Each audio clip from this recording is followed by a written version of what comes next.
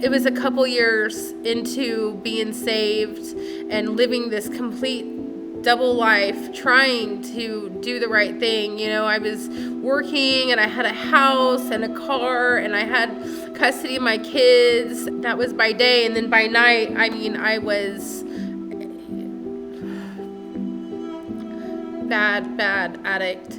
Every time I was able to get alone, I was doing drugs in the bathroom or by myself or, with a guy, and bad gambling addiction. I was always at the casinos, leaving my kids with whoever. My name is Rebecca Cox. I'm 36 years old. I'm from Kansas City, and I was born and raised there. Moved down here when I was about 20 years old.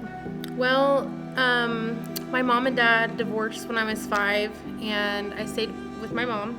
My dad, I was always a daddy's girl. I'd look forward to him coming, and I remember one time in particular, I thought he was coming. I was waiting for him all day, and he finally called and said he wasn't going to come, and it devastated me. That's the first time my mom ever gave me a Xanax to try and calm me down. I was 7 years old. I learned from a very young age how to handle life or how to handle a stressful situation was with medicine. I got into drugs pretty early on. I was 12 when I first started smoking cigarettes and pot and drinking beer and alcohol. And, I started doing meth after high school, and it was already pretty bad. I was learning how to cook it and, just trying to figure out ways that I could do as much of it as possible without running out. My dad, he committed suicide. I was 24 years old. I didn't know that he was hurting. I was being so selfish, he tried to reach out and stuff, but I was way too concerned about my partying and my boyfriends and whatever, and he died. So instead of really dealing with his death, I got together with my sister and we got high. Well, so I met a guy on plentyoffish.com and started talking to him. Ended up having a one-night stand, and I got pregnant. He convinced me to have an abortion. We went to the abortion clinic in St. Louis and paid for the abortion, and they asked me if I wanted to see the baby, and I said no. And they said, "Do you want to know if it's multiples?" And I said, "Yeah."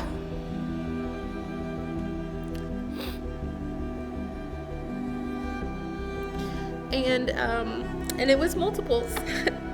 I found out I was having twins, and I decided to keep them. Come to find out, later that night, I talked to my mom, and I told her I was having twins, and I kept them. And she started just shouting for joy.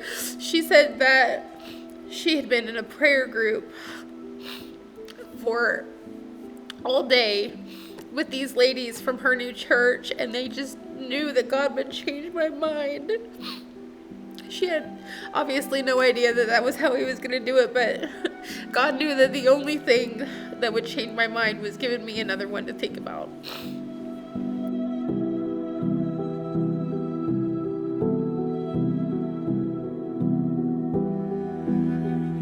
For the first time ever, she just kept right on going.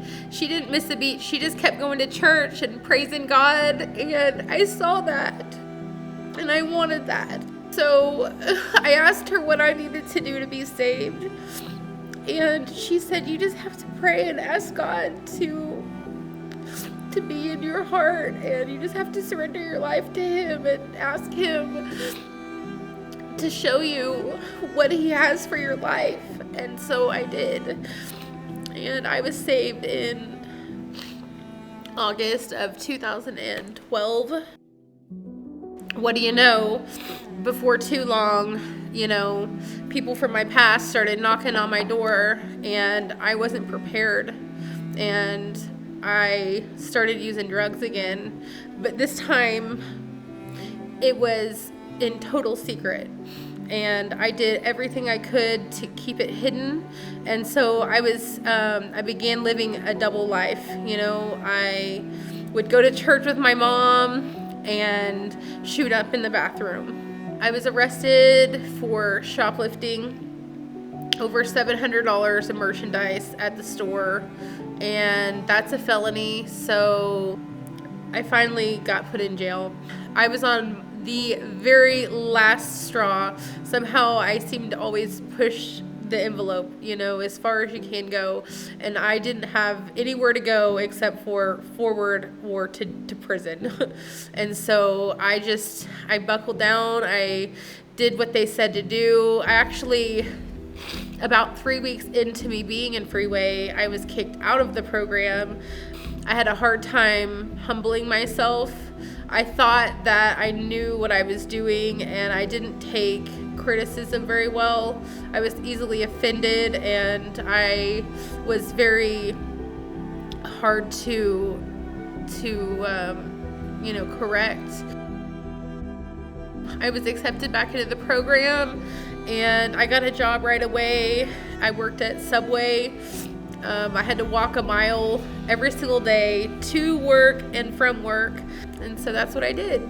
And I didn't have to work at Subway very long. I ended up getting a better job that lasted for 4 days, and then they found out I had felonies, and so I was uninvited. And that was the day that Save Our City was going on last year. So I went to Save Our City, and they had a bunch of booths there with different vendors and different companies that, are around town and stuff. And they had a booth there from the radio station, from 99.5 KADI. I told the lady, I said, you guys should hire me. I'm great. I said, I can do sales. I've got lots of experience. And she said, really? Come on in on Monday and we'll talk to you. And so I did, and they hired me, and it was awesome. My radio show, I get on there and I try to pick 4 people groups every single day that I want to speak to. Just, hey, keep on going. One of my favorite verses that I told myself every day that I was walking to the bus stop is Galatians 6:9. Do not grow weary in doing good, for you will reap a harvest of blessings if you do not give up.